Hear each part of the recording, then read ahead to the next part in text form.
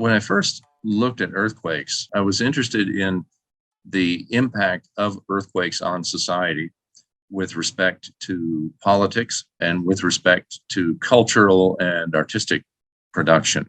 I also then became interested in the history of science. So, in other words, how did different societies conceive of earthquakes and how did the modern understanding of earthquakes gradually fall into place? It's a mixture of a cultural and political history on the one hand and history of ideas or history of science on the other. To what extent do earthquakes or any other natural disasters for that matter, to what extent do they change a society? And is that change fundamental or deep? Although people think when the natural disaster occurs that it will change society fundamentally, and they speak as if it will, in fact, natural disasters rarely change a society fundamentally, but what they do, they accelerate social trends that are already in play. And certainly the 1855 Ansei Edo earthquake did that.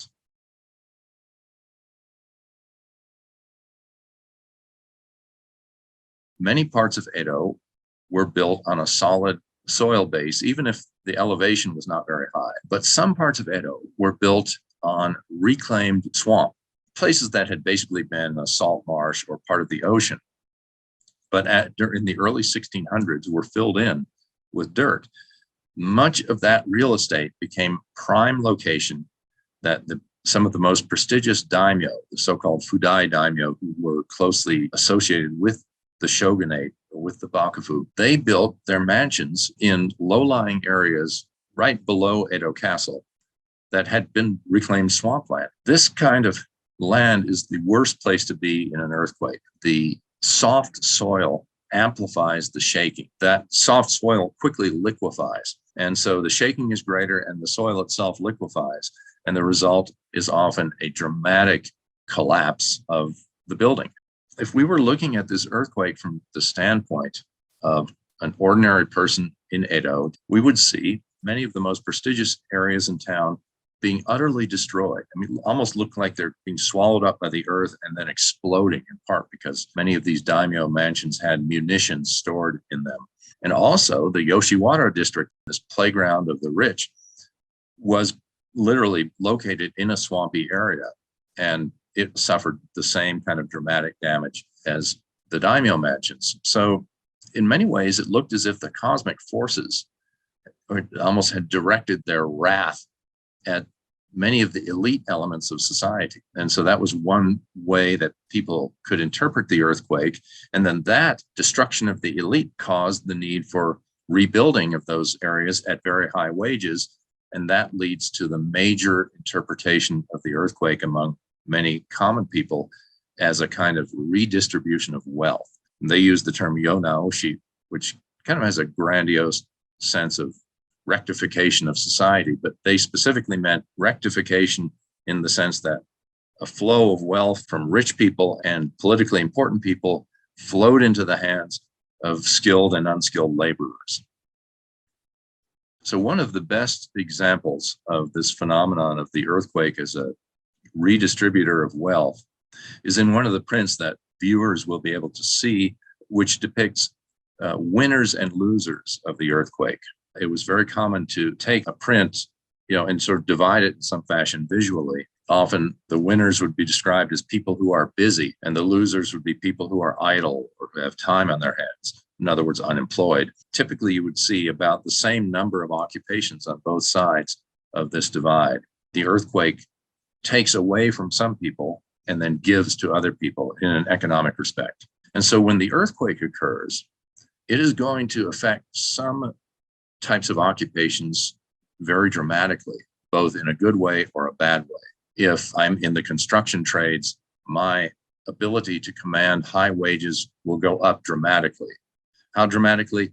Roughly 10 times my ordinary wages during the first month or two after the earthquake. Now, eventually those high prices will attract people from outside Edo who have carpentry or roofing skills, and there'll be an equilibrium. But there were windfall profits for anybody involved in the construction trades or anybody supporting them. So somebody who runs food stand or something like that might well be in high demand. The earthquake was very good for business for many people. Other people, for example, suppose that I'm a dealer in luxury goods. That's going to be very bad for my business. If I'm a teacher of poetry, if I'm a teacher of music, any kind of instructor in those kinds of arts, their business will be hurt.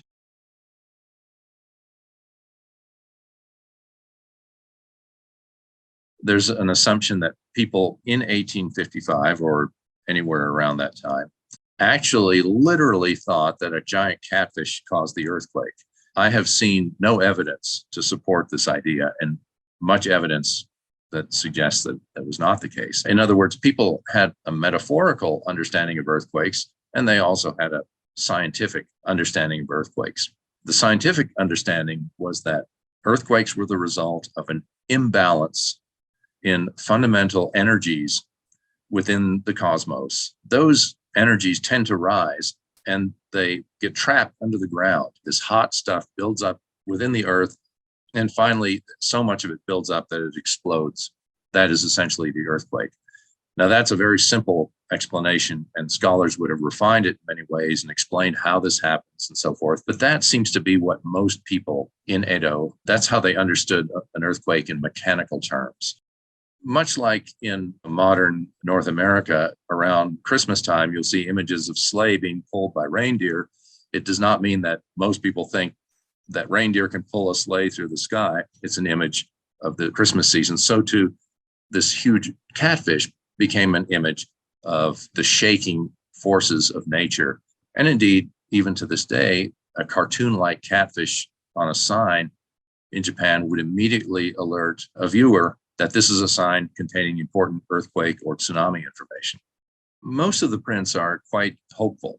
Many of the prints reflect the idea that the near future is going to be better as a result of the earthquake. The earthquake was a kind of medicine for society, and the shaking was a strong medicine, and it has some bad side effects. But in the end, we're going to be better off for it. So many of the prints do indeed reflect that point of view. It's counterintuitive at first. I think most people would think a large earthquake has shaken the de facto capital of Japan. It's brought down many buildings and killed several thousands of people. Now, in a city of 1 million, that might not be so many, but the rumors were that the death toll was extremely high. So the impact of the earthquake in the first few days did appear to be devastating in most people's estimation. And it was only much later that people gradually understood that it wasn't so bad.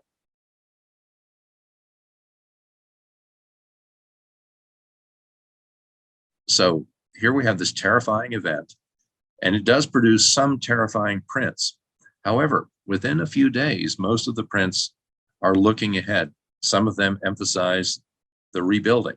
Some of them emphasize the economic stimulus that the earthquake, in effect, has produced. And indeed it did, because we have to put money into rebuilding the city, the buildings, the infrastructure, et cetera. And so many of the prints look at the earthquake as a de facto economic stimulus. They don't really use exactly that kind of language. Well, they do. They use this term yonaoshi, or social rectification, and they have a very strong economic sense of what that means. And so we can see that natural disasters have many dimensions, both destructive and productive. And the people in Edo were acutely aware of all of these possibilities.